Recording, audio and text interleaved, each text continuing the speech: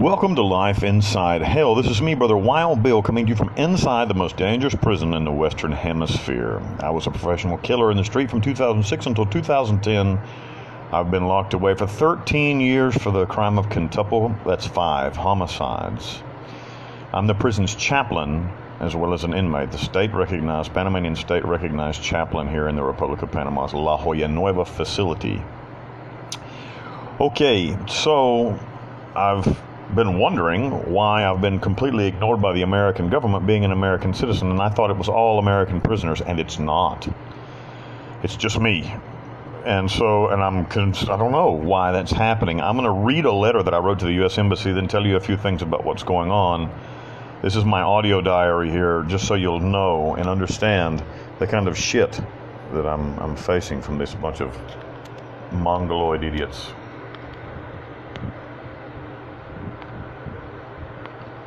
This is a letter I wrote today, an email. Esteemed U.S. Embassy staff, my name is William Dathan Holbert. I'm incarcerated in the La Nueva Jolla's prisons, Sector C. I hope this letter finds you all well. God bless the United States Embassy and its staff in Panama. I am concerned that for reasons beyond my comprehension, I am being ignored by U.S. Citizen Services. I last saw the embassy's team in July of last year, that's 2022. They said that they'd be back in 6 months. I am still waiting 10 months later and have seen no one from the embassy.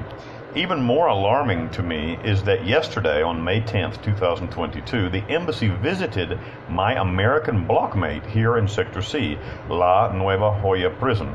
This is the man who lives in the cell right beside me.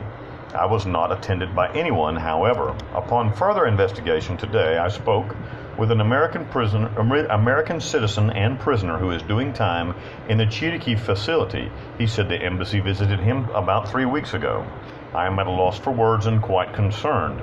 Is there some reason my well-being and rights are of lesser value than the other American prisoners? If so, please explain that to me. I have asked for certain assistance and am apparently forgotten or purposefully neglected. If the embassy does plan to visit me, could you please let me know if for reasons I am unaware of, my rights and well-being are not of the same value as the other American prisoners, please advise me as to why this is. I appreciate your prompt response. Thank you so much in advance. William Dathan Holbert, La Nueva Jolla Prison, Sector C. I don't know what happened to the embassy. So that's a letter that I wrote today, an email that just went out, like right now, on the 11th of May. I don't know what happened to the embassy. I don't understand them.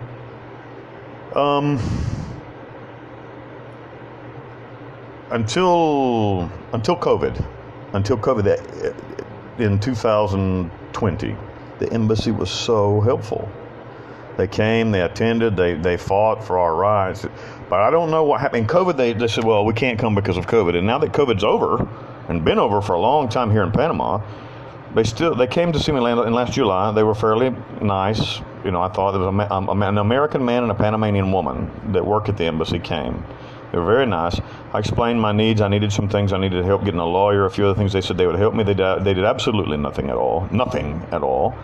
They talked to nobody. To my knowledge, they spoke to nobody, did nothing that I asked them to do, but they said that they'd be back in 6 months. So they left. And again, as I say, I had this long conversation with them, and they were nice, very cordial.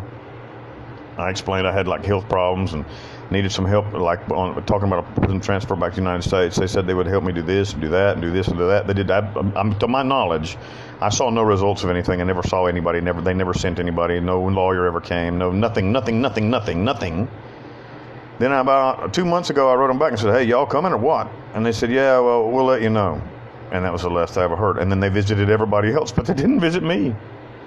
I've never been anything but cordial and nice and professional when speaking with them. I've never lost my temper, even though they're a bunch of fucking assholes. And I don't understand why. I'm a fucking prisoner. I'm an American citizen. Why are they ignoring me in visiting this? I mean, there's a child molester in protective custody here, and they visit him. I'm not a child molester. I'm just an old professional killer, just an old gangster, you know? So I don't know what the hell is going on or why it's going on. But anyway, so that's what's happening. You know, I'll tell you something. I don't know who will hear this message. If anybody out there knows of any pro bono international human rights, I need help. I'm in shit. I'm going to die in this place, really. I mean, and maybe that's what everybody wants. I don't know. But if you're some kind of asshole that thinks that that's okay, stop listening to my channel, please. Stop. Go away. Don't comment. Just go away because you're not welcome here. That's the first thing. Second of all, if you did, have a heart for a poor old stupid ass like me who made a lot of mistakes, who recognizes that he made a whole lot of mistakes and is trying to change his life, and wanted to have some sympathy for me, and you did know of any international human rights organization that might want to help, a couple of things. Reach out to me. My contact information is in the description box. You can get a hold of me through Facebook or Instagram.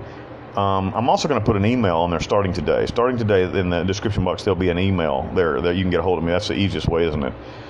Very faceless and nameless and easy for anybody to get a hold of me that way. And anyway, just reach out to me or reach out to that human rights organization, whatever you wanted to do. Because, I really appreciate the help because I need it. So God bless each and every one of you. I'm frustrated here in hell.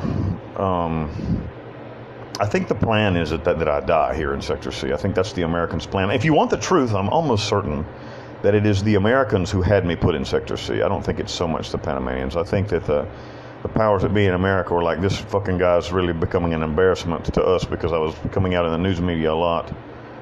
And so they asked Panama to stick me in. I think that's what happened, because even every time I call the embassy and try to talk to them, they're like really aloof to me, but they help everybody else. And I don't know why. I haven't done anything to the United States Embassy. So, but I'm almost certain that, like, I don't know, whoever rules the roost in the State Department said, hey, who is this fucking guy? Why is he making so much racket? Shut him up.